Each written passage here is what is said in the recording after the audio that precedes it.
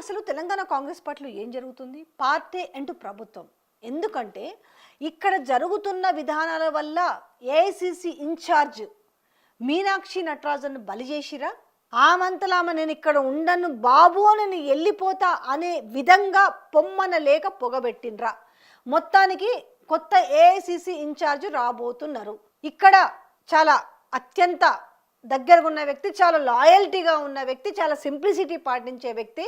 So ఇక్కడ కనీసము మీనాక్షి నటరాజన్ గనుక వస్తే పరిస్థితులు బాగుపడతాయని చెప్పేసి మొత్తము ఫస్ట్ కాంగ్రెస్ పార్టీలో ఉన్న కార్యకర్తలు భావించరు, లీడర్లు భావించరు. ఆ తర్వాత ఆమె పర్యటనలు చేస్తుంటే ఓకే కనీసం వీళ్ళు ఇచ్చిన హామీలు తుంగలో తిక్కిరు, కనీసం ఆమన్నా ఢిల్లీకి చేరవేర్చి ఆమెను న్యాయం చేస్తుంది అనేసి చాలామంది తెలంగాణ ప్రజలు కూడా నమ్మారు. బట్ ఇక్కడ ఏంటంటే ఆమెకి నేను ఇక్కడ ఉండలేను అనే పరిస్థితికి తీసుకొచ్చారు. ఆమె ఒక షాడో సీఎంగా వ్యవహరిస్తుంది. ఆమె సెక్రటరియట్లో కూడా ఆమె ప్రభుత్వంలో ఉన్న పనుల విషయంలో కూడా ఇంటర్ఫియర్ అవుతుంది.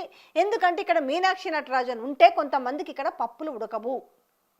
ఆమె ప్రతిదీ కూడా ఇక్కడ ఏం జరుగుతుందో పిన్ టు పిన్ ఆమె మొత్తానికి బండిల్స్ రాసి అక్కడ ఉన్న వాళ్ళ హైకమాండ్కి పంపించింది. ఇక్కడ ఈమె రిపోర్ట్లు పంపించడము, అక్కడ రాహుల్ గాంధీ ఇమ్మీడియట్లీ దానికోసం వివరణ కోసం వీళ్ళని పిలవడము, వీళ్ళు హుటాహుటా ఢిల్లీకి వెళ్ళడం. వీళ్ళు ఢిల్లీకి వెళ్ళి తెచ్చింది లేదు, అయ్యింది లేదు. కాకపోతే ఇంటర్నల్లో జరుగుతున్న విషయాలు, ఎక్స్టర్నల్లో జరుగుతున్న విషయాలు అన్నీ కూడా ఎవ్రీథింగ్ పిన్ టు పిన్ ఆమె అక్కడికి చేరవేసింది.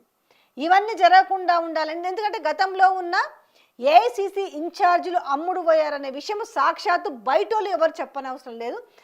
కాంగ్రెస్ పార్టీ గాంధీ భవన్లో ఉన్న వాళ్ళే చెప్పారు. అంతెందుకు కోమటిరెడ్డి బ్రదర్సే మాణిక్యం ఠాగూర్ ఉన్నప్పుడు 50 కోట్లకి పిసిసి పదవిని రేవంత్ రెడ్డి కొనుక్కున్నాడు అనేసి వాళ్ళు పదే వాళ్ళు వాదించారు. ఇప్పుడంటే ప్రభుత్వం వచ్చింది కాబట్టి రాజగోపాల్ రెడ్డికి మంత్రి పదవి కావాలి కాబట్టి గమ్మున నోరు మూసుకొని ఉండొచ్చు. అలాగే కోమటిరెడ్డి వెంకటరెడ్డి కూడా నేను మంత్రి పదవిలో ఉన్నా ఎందుకు వచ్చిన వాళ్ళు అనుకున్న తేడా వస్తే అటు తిరిగేసినట్టు అటు తిరిగేసారు వాళ్ళు. ఇప్పుడు కూడా ఏదైనా తేడా చేస్తే మళ్ళా తిరిగేస్తారు. ఆయన ఇదే కాదు నెలకు 1000 కోట్లు పంపిస్తుండు కాబట్టి ఆయన సీఎం పదవి కూడా కొనుక్కున్నారనే మాటలు కూడా వస్తాయి. ఎందుకు? వాళ్ళని సరిగ్గా కాపాడుకోలేకపోతే. అంటే గతంలో ఏఐసిసి ఇన్ఛార్జీలకు ఆ రకమైన ఒక విమర్శలు ఉన్నాయి. అది నిజమా కాదా అక్కడున్న వాళ్ళకే బాగా తెలుసు బయటల కంటే.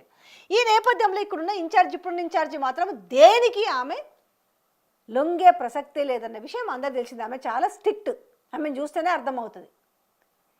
సో ఇంతకుముందు దీపాదాస్ మున్షి పైన కూడా ఇవే విమర్శలు వచ్చినాయి. ఆమె డబ్బులు తీసుకుంది, మాణిక్యం ఠాగూర్ కావచ్చు, ఇంకోరు కావచ్చు, వీళ్ళందరి పైన.